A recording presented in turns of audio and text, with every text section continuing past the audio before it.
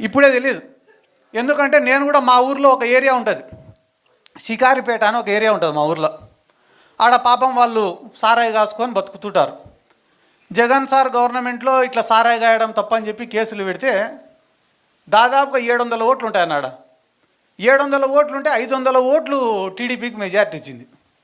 నేను అడిగినా, ఏరా ఇన్ని పథకాలు ఇచ్చినారు, ఈ మీరందరూ పేదరికంలో ఉంటే కూడా ఇన్ని స్కీమ్లు ఇచ్చినాడు జగన్ సారు, ఏరా 500 మెజార్టీ ఇచ్చినారా మీరు టీడీపీ వాళ్ళకంటే, అన్న మమ్మల్ని సారాయి కాసుకొనిలే, అందుకే మేము బెయిల్ ఈసారి అంతా మూకుమ్మడిగా టీడీపీకి వేసినాము అన్నారు. సర్లే మొన్న ఒక కోర్టు వాయిదా ఉంటే పోతేనే పలకరించేదానికి వచ్చినారు. ఏరా ఇప్పుడు ఈ గవర్నమెంట్లో సుఖంగా ఉండారా అని. అంటే ఊర్లోనే ఎవరం లేమన్నా అని. ఎందుకురా అంటే 99 రూపాయలకే మందు దొరుకుతాంటే ఇంకా సారాయి తాగేటోడు ఎవడన్నా.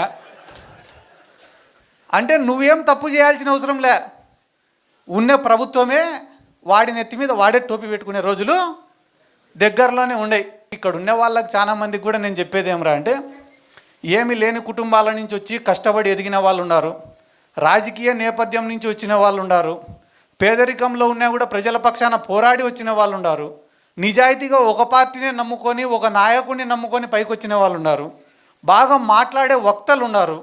కాబట్టి అన్ని రకాల వాళ్ళు ఇక్కడే ఉన్నారు. కాబట్టి అందరికీ నేను చెప్పేది ఒకటేనా, చాలామంది నాయకుల్ని చూసినాం ఇప్పటి వరకు.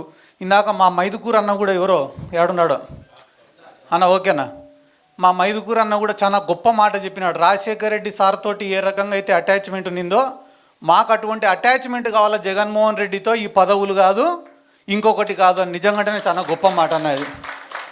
ఎందుకంటే మేము కూడా పనిచేసే జగన్ సార్ ఎప్పుడైనా కూడా శబాష్ అని చెప్పి భుజం తడితే చాలు తప్ప వేరే పదవి కూడా మేము ఎవరం కూడా ఆశించడం లేదు. ఎందుకంటే ఆయన పైన ఇష్టంతోనే అందరం కూడా పనిచేస్తున్నాం. ఎందుకంటే నాకు కూడా చాలా ఉదాహరణలు చెప్తారన్న రాజశేఖర రెడ్డి సార్ దగ్గర నుంచి.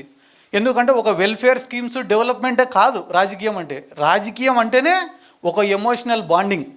సిద్ధార్థ రెడ్డి అంటే రే మావాడరా అని దగ్గర తీసుకునే రోజే మనం రాజకీయంగా గెలిచినట్టు.